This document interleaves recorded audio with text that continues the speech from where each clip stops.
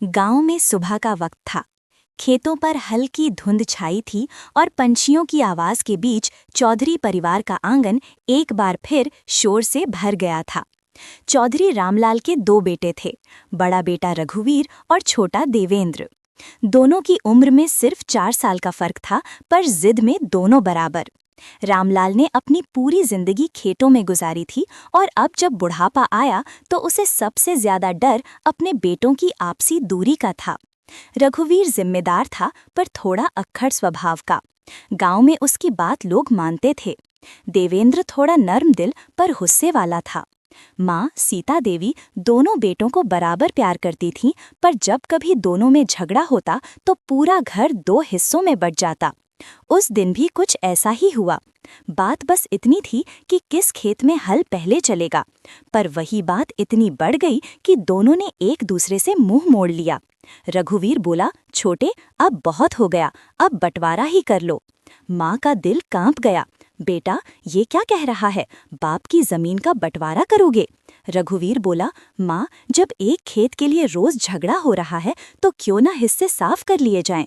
देवेंद्र ने भी पलटकर कहा, हाँ माँ, मैं भी अब अलग रह लूंगा, भाई की बात ही सही। रामलाल चौपाल से लौटे तो सन रह गए। अरे मेरे जीते जी ये कैसी बातें!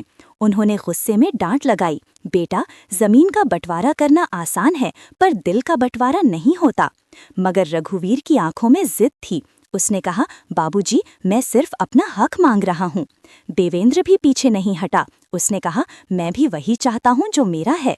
गांव के बुजुर्ग जुट गए, पंचायत बुलाई गई। प्रधान बोले, रामलाल जी, अब मामला शांत नहीं होगा, अच्छा होगा आप ही फैसला कर दीजिए। रामलाल ने सिर झुका लिया। उन्होंने मिट्टी की लकीर खींची और कहा, लो बेटा, ये रही वो रेखा जो तुम दोनों को अलग करती है। दोनों भाई उस रेखा को देख रहे थे जैसे कोई दीवार खड़ी हो गई हो। रघुवीर ने अपने हिस्से के खेत पर हल चलाना शुरू किया और देवेंद्र ने अपने हिस्से की झोपड़ी ठीक करने लगा।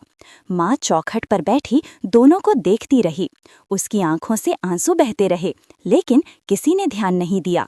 दिन बीतने लगे। अब घर में साथ खाना नहीं बनता था।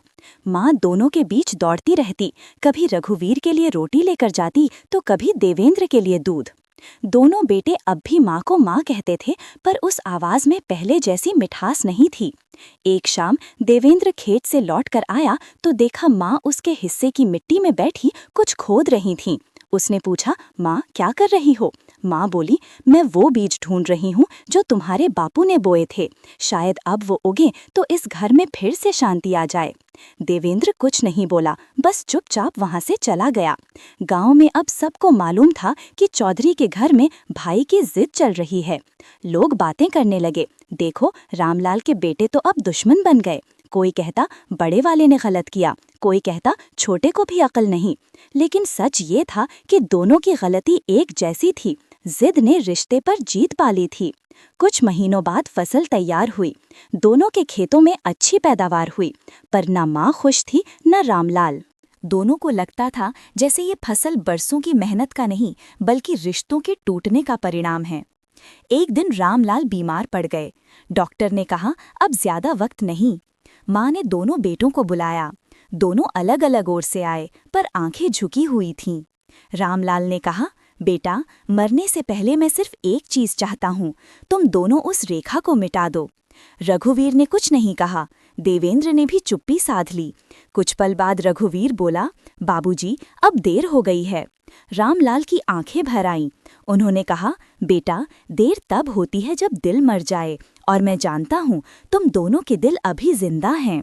माँ ने हाथ जोड़ लिए। बेटा, रेखा मिटा दो, ये घर 2 हिस्सों में नहीं, एक में ही अच्छा लगता है। रात बीत गई। सुबह जब गांव वाले उठे तो देखा कि रामलाल अब नहीं रहे। उनके चेहरे पर शांति थी, जैसे कोई अधूरी इच्छा लिए चले गए हों। दोनों बेटों ने एक साथ अर्थी उठाई, लेकिन आंखें एक दूसरे से मिलने को तैयार नहीं थीं। शव यात्रा के बाद जब सब चले गए तो माँ अकेली चौखट पर बैठी थी। उसने देखा वो मिट्टी की रेखा अब भी वैसी ही थी जैसे कल खींची गई थी। उसने अपनी झाड़ू उठाई और उस रेखा पर पानी डाल दिया। मिट्टी बहने लगी। माँ ने कहा, अब कोई रेखा नहीं रहेगी मेरे घर में। रघुवीर और देवेंद्र दोनों वहीं आ खड़े हुए। कुछ पल की खामोशी के बाद रघुवीर बोला, माँ आप गलत कर रही हैं, ये मेरा हिस्सा था। देवेंद्र बोला, माँ और ये मेरा। माँ ने दोनों के हाथ पकड़ लिए और कहा, ये तुम्हारा हिस्सा नहीं, तुम्हारे बाप की मिट्टी है, इसे बांटकर तुम कभी चैन से नहीं रह पाओगे। दोनों भाई चुप थे, लेकिन जिद अब भी बाकी थी। माँ की आंखें कह रही थी कि कहानी यहीं खत्म नहीं हुई, और वाकई नहीं हुई, क्योंकि अगले हिस्से में वही भाई की जिद एक ऐसी दिशा लेगी जहां जमीन की रेखा नहीं, दिल की दरारें बन जाएंगी। रामलाल की मौत के बाद चौधरी परिवार जैसे खामोशी में डूब गया था। पहले जहां आंगन में हंसी की आवाजें गूंजती थीं, अब वहां सन्नाटा था। माँ सीता देवी दिन भर पूजा के कमरे में बैठी रहती और दोनों बेटे अपने अपने हिस्से के खेतों में काम करते। गांव वाले कहते थे, रामलाल गया पर उसका घर भी साथ चला गया। सच ये था कि अब वो घर जो पहले एक था, 2 टुकड़ों में बंट चुका था। रघुवीर सुबह जल्दी उठकर अपने खेत की मेड़ पर जाता, हल चलाता और मजदूरों को आदेश देता। दूसरी तरफ देवेंद्र अकेले काम करता था, क्योंकि उसके पास मजदूर रखने लायक पैसे नहीं थे, पर उसकी मेहनत सच्ची थी। वो कहता, मैं किसी से कम नहीं।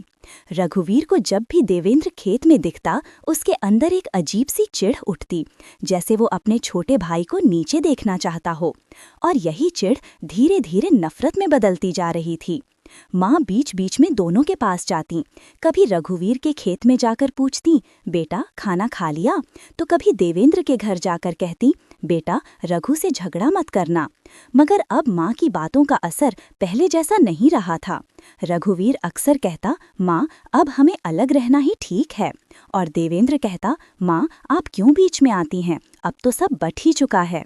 माँ के दिल में हर दिन एक नया घाव जुड़ता गया। एक दिन की बात है, गांव में मेले की तैयारी हो रही थी। रघुवीर ने अपने बेटे रवि को नए कपड़े दिलवाए। देवेंद्र का बेटा सोनू भी मेला जाना चाहता था, पर उसके पास पैसे नहीं थे। वो माँ के पास गया और बोला, दादी मुझे भी मेला जाना है। माँ ने अपने संदूक से 100 रुपये निकाले और कहा, ले जा बेटा, खूब खेलना। देवेंद्र ने जब देखा तो गुस्से से भर गया। बोला, माँ आप मेरे हिस्से के पैसे उसके बच्चों पर क्यों खर्च करती हैं? माँ बोली, बेटा ये तो सब एक ही घर के हैं। देवेंद्र बोला, नहीं माँ, अब ये घर एक नहीं 2 हैं। माँ का दिल टूट गया। उसने कुछ नहीं कहा, बस चुपचाप अपने कमरे में चली गईं। उस रात वो देर तक जागती रहीं, आंसू बहाती रहीं। मन में बार बार वही सवाल गूंज रहा था, क्या मैंने ही अपने बच्चों को इतना बड़ा बना दिया? क्या आज वो अपने खून को पराया समझने लगे? इधर गांव में अफवाह फैलने लगी कि रघुवीर अपनी जमीन बेचकर शहर जाना चाहता है। देवेंद्र को ये बात सुनते ही गुस्सा आया। वो सीधा बड़े भाई के घर पहुंचा और बोला, भैया अगर आप जमीन बेचेंगे तो मैं पंचायत में जाऊंगा। रघुवीर हंस पड़ा, तेरे हिस्से की नहीं बेच रहा, अपने हिस्से की बेच रहा हूं, तुझे क्या दिक्कत है? देवेंद्र बोला, दिक्कत यह है कि ये जमीन हमारे बापू की थी, इसे कोई कैसे बेच सकता है? रघुवीर ने गुस्से में कहा, तो क्या कर लेगा तू? दोनों के बीच जोरदार बहस हुई, यहां तक कि बात हाथापाई तक पहुंच गई। गांव वाले बीच में आए, लेकिन अब देर हो चुकी थी। जिद दोनों की अपनी अपनी थी। उस दिन पहली बार रघुवीर ने अपने छोटे भाई को थप्पड़ मारा और देवेंद्र की आंखों में आंसू नहीं, आग थी। उसने कहा, भैया आज आपने जो किया उसका जवाब जरूर मिलेगा। उसके बाद से दोनों भाइयों की बोलचाल बंद हो गई। माँ ने कई बार कोशिश की कि दोनों फिर से बात करें, पर हर बार जवाब वही, अब नहीं। कुछ महीने बाद हालात और बिगड़ गए।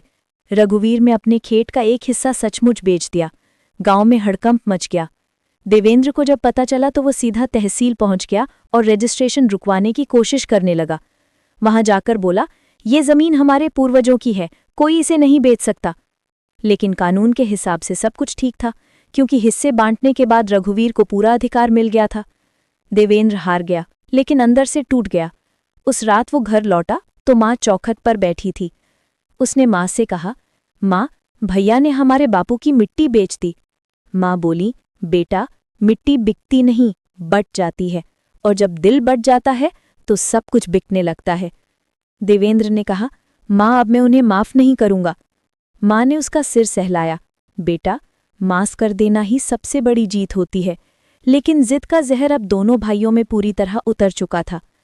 दूसरे दिन जब गांव में रघुवीर के हिस्से के खेत में नए मालिक ने काम शुरू किया तो देवेंद्र वहां पहुंच गया। उसने कहा, ये जमीन पराया हाथ नहीं छुएगा। झगड़ा इतना बढ़ गया कि पुलिस बुलानी पड़ी। माँ बेहोश हो गई।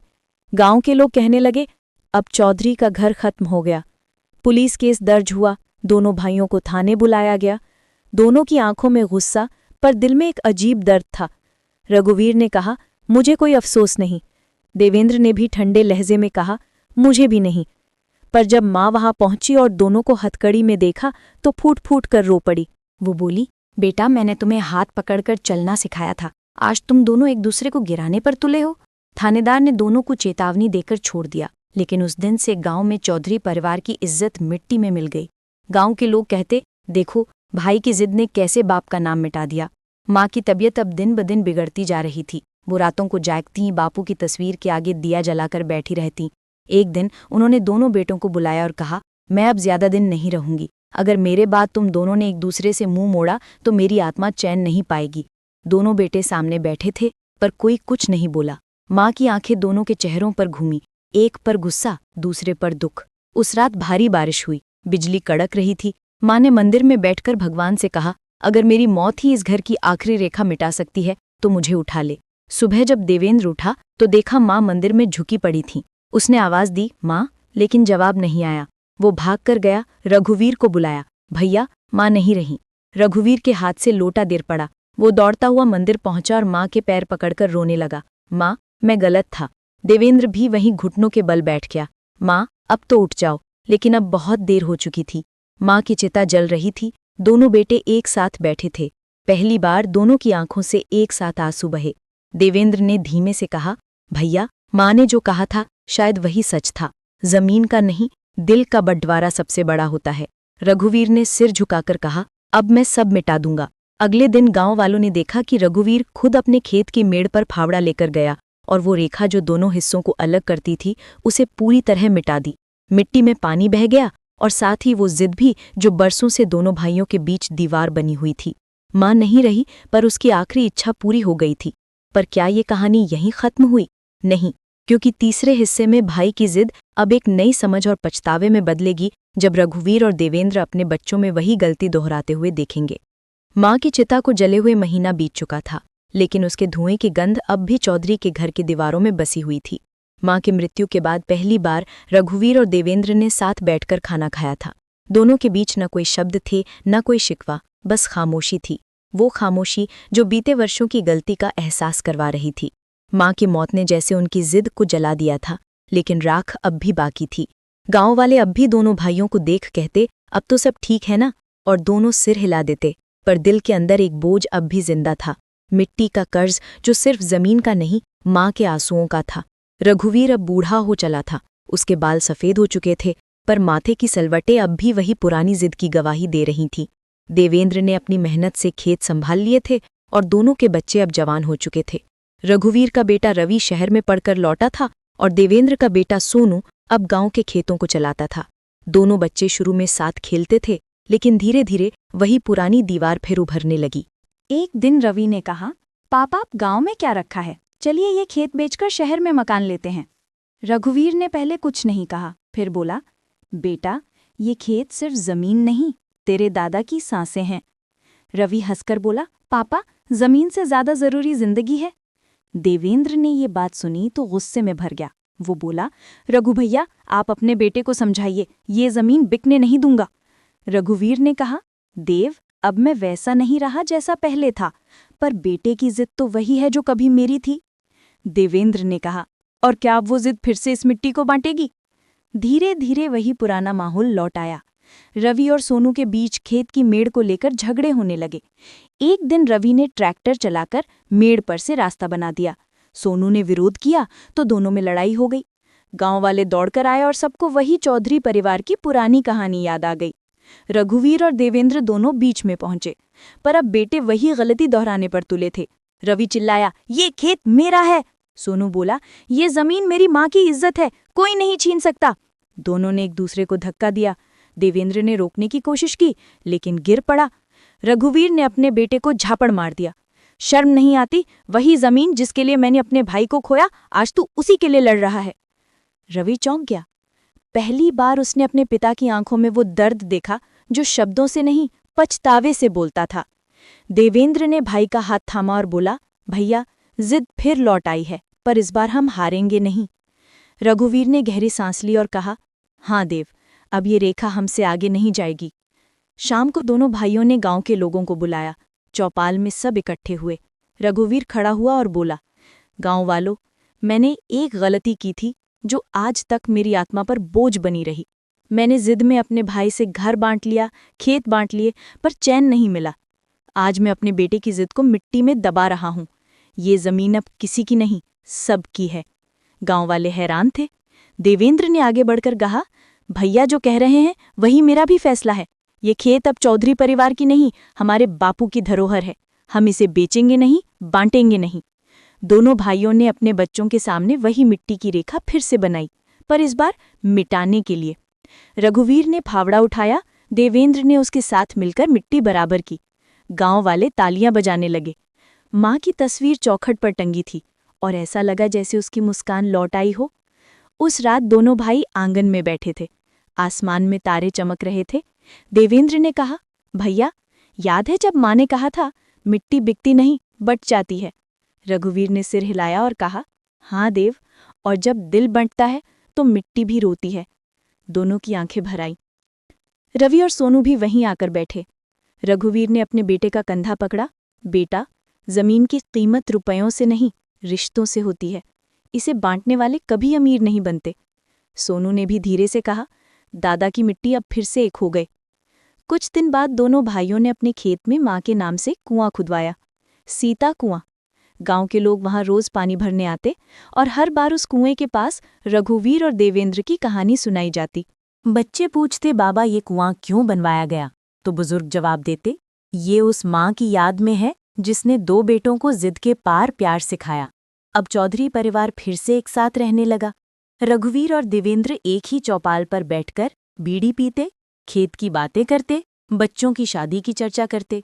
और हर बार जब कोई नया झगड़ा गांव में उठता तो दोनों कहते, देखो भाई की जिद ने हमें क्या सिखाया। मिट्टी का कर्ज सिर्फ जमीन का नहीं, रिश्तों का होता है। आखिर में जब रघुवीर बीमार पड़ा तो देवेंद्र उसके सिरहाने बैठा रहा। रघुवीर ने मुस्कुराकर कहा, देव, अब चैन है। माँ की आखिरी इच्छा हमने पूरी कर दी।